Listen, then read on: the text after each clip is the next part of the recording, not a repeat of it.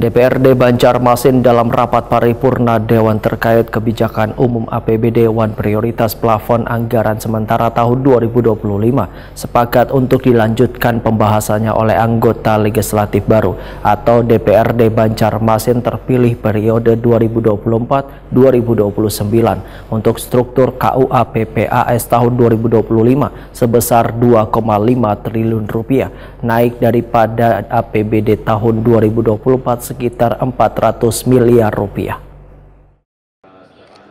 DPRD Banjarmasin dalam rapat paripurna Dewan terkait kebijakan umum APBD Wan Prioritas Plafon Anggaran Sementara tahun 2025 sepakat untuk dilanjutkan pembahasannya oleh anggota legislatif baru atau DPRD Banjarmasin terpilih periode 2024-2029.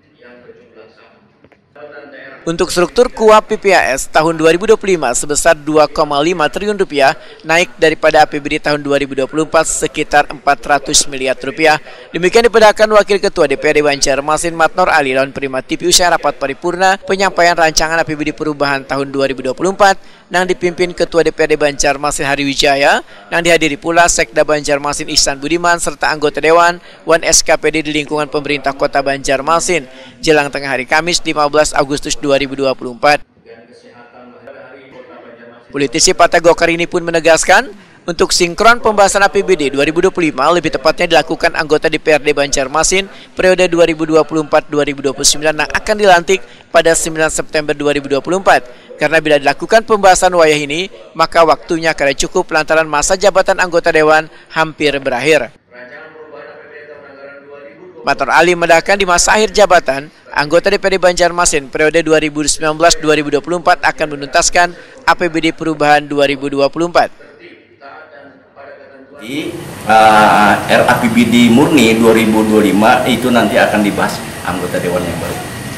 Itu waktunya 3 bulan sampai dengan 30 November itu undang-undang. Gitu ya. Pak, berarti karena ada pengetatan anggaran apa di sini, Pak? Oh, di sini pada saat pembahasan RAPBD ini yang kita mungkin akan kita ketat ya. Karena biasanya pada saat KUPA ataupun KUA itu pagu indikatifnya misalnya pendapatan dan belanja sekian. Nah, di saat belanja pembahasan di RAPBD di sini akan terjadi mungkin biasanya Dewan akan lebih ketat ya. Biasanya SKPD akan mau menaikkan belanja ya, kemudian itu ya. Nah, di sini kalau misalnya belanjanya memang penting, urgensinya memang urgen sekali ya, kepentingan masyarakat dan untuk pembangunannya sesuai dengan program itu tidak ada masalah ya, tidak masalah. Jangan sampai nantinya terlalu tinggi belanjanya dibandingkan pendapat tidak bisa meningkat, akan terjadi defisit yang lebih besar. Apabila terjadi defisit lebih besar, artinya kita akan terjadi refocusing lagi seperti tahun kemarin. Jangan sampai besar.